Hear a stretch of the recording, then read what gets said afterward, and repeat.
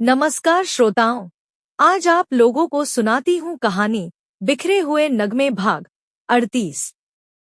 कृपया हमारे चैनल को लाइक, शेयर, कमेंट्स और सब्सक्राइब कीजिए ताकि मुझे प्रेरणा मिलती रहे और आप लोगों को नई कहानी सुनाती रहूं। हिमाद्री अब कोटा में रहकर पीएमटी की कोचिंग कर रही है।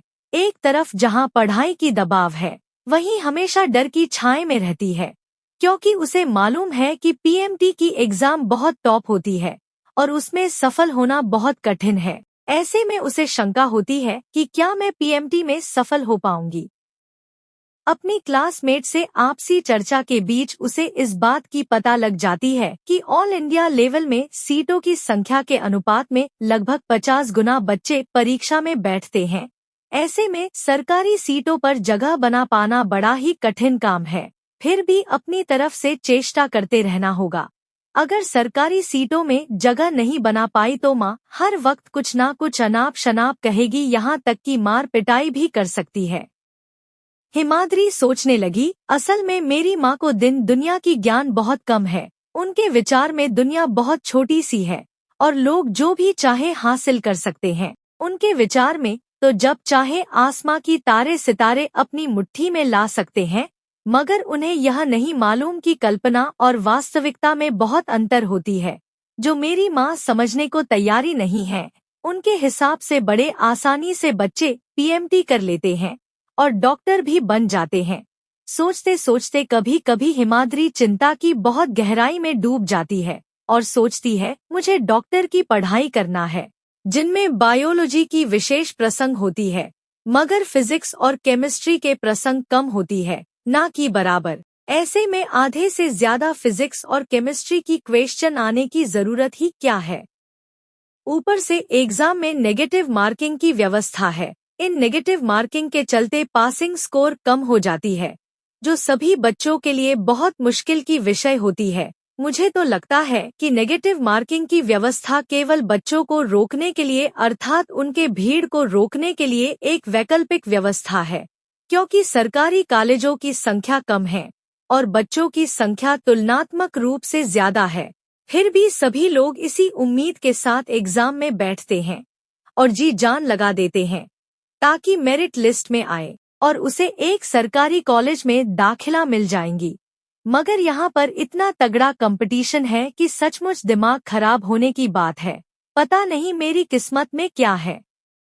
दूर बैठकर सभी लोग तो इस बात का अंदाजा नहीं कर पाते कि कितना कठिन काम है।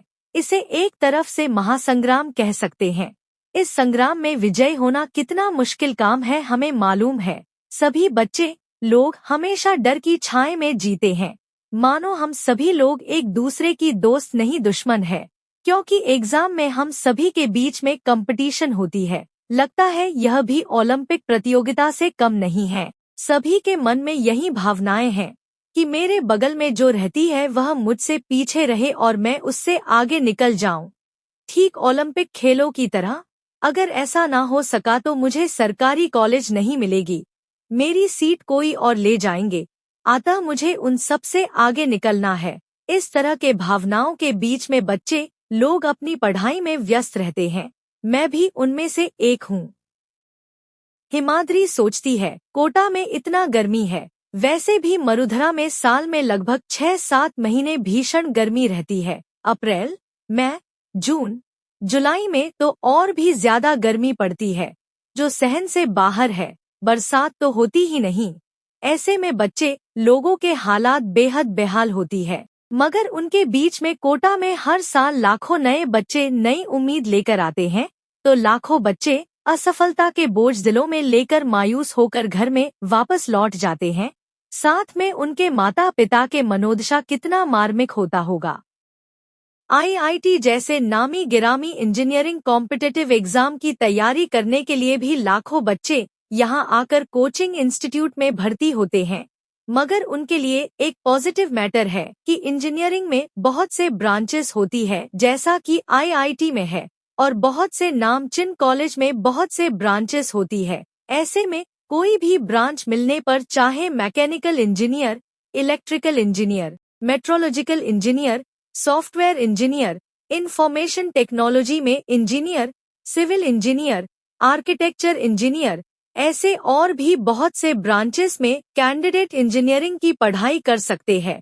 अतः उनमें कॉलेज तथा सीटों की संख्या बहुत ज्यादा है। मगर मेडिकल फील्ड में पीएमटी केवल एमबीबीएस और बीडीएस के लिए होती है और कॉलेज भी कम है। ऐसे में पीएमटी की तुलना में 20 गुना से भी अधिक सीटें इंजीनियरिंग कॉलेजों में होती है। फिर भी बहुत से बच्चे को यहाँ से मायूस होकर लौटना पड़ता है, विशेषकर पीएमटी के स्टूडेंट्स को। कहीं ऐसा ना हो कि मेरी भी नाम उनमें शामिल हो जाए। हिमाद्री कोटा में आने पर 2-3 बार अपनी घर बदली कर ली, क्योंकि अपने से खाना बनाकर फिर पढ़ाई करना बहुत कष्टदायक होती है। बहुत से समय उनमें निकल जाती है। ऐसे में हिमाद्री अपने से घर की तलाश करते हुए पीजी में चली जाती है, ताकि वहां पर बनी बनाई खाना मिल जाएगी। मगर उनके बनाए खाना जो अच्छा तो नहीं है मगर कुछ कह भी नहीं सकती। हिमाद्री सोचने लगी, हमारी मजबूरी है। वैसे भी कोटा शहर में कोचिंग हब होने के कारण यहाँ पर हर चीजें बहुत महंगी है। किराए के कमरे से लेकर पानी के मटके, सुराही तथा बाजार में बिकने वाली हर चीजें दूसरी शहर की तुलना में डबल ट्रिपल है। फिर भी लोगों में मजबूरी है, बच्चों में मजबूरी है। समाप्त। कहानी के अगले भाग के लिए हमारे साथ बने रहिए। धन्यवाद।